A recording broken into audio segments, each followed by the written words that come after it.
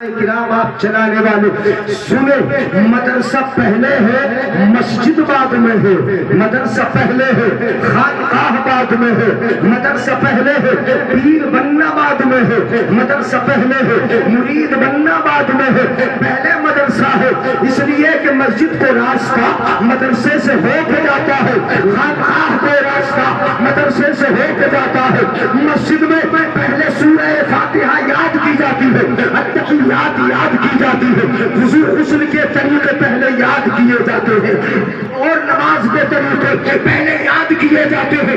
جب مسجد پہنچتا ہے، جب غسل کا طریقہ یاد ہی نہیں ہوگا تو پھر نماز کیسے ادا کرے گا؟ جب وضو معلوم ہی نہیں ہوگا تو نماز کیسے ہوگی؟ جب طہارت کے مسائل اسے پتہ ہی نہیں ہوگے تو پھر وہ نماز کیسے ادا کرے گا؟ اس لیے یاد رکھو، پہلے مدرسہ ہے مسجد بعد میں ہے۔ سبحان نعرہ تکبیر، نعرہ رسالت، فیضان پیر و مرشد، دارالعلوم اہل سنت چشمہ غوثیہ، نعرہ تکبیر، نعرہ رسالت۔ سبحان اللہ سبحان اللہ، بہت عمدہ۔ یاد رکھیں، زندگی کی اولین ضرورت کا نام علماء سے جڑنا ہے، پہلی ضرورت کا نام مدرسوں سے جڑنا ہے، وہ بعد کی ضرورتیں ہیں، وہ بعد کی چیزیں ہیں جن پہ ہم بہت زیادہ زور دیتے ہیں۔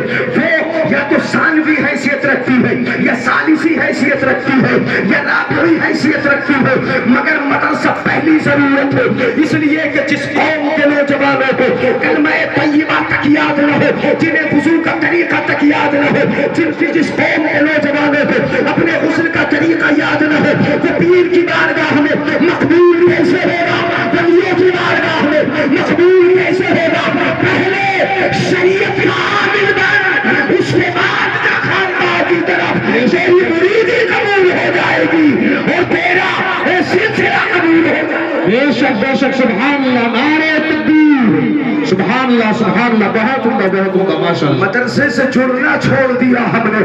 اب میں بتا رہا ہوں آپ کو غوث اعظم کا وہ عمل، غوث اعظم فرماتے اخرج من البیت واذهب الى المکتب۔ توجہ ہے، سنیں گے غور سے، سبحان اللہ بولے ذرا، ہاتھ اٹھا کے بولے یا رسول اللہ۔ غور سے سنیں گے تب سمجھ میں آئے گا۔ غوث اعظم فرماتے ہیں، میں بالکل ظاہری باتیں آپ کے سامنے پیش کر رہا ہوں، سنیں۔ غوث اعظم فرماتے ہیں، میں مدرسہ گھر سے نکلتا تھا اور کہاں جاتا تھا؟ سنیے گا ذرا، ڈائریکٹ غوث اعظم خانقاہ نہیں پہنچے، ڈائریکٹ کسی پیر کے پاس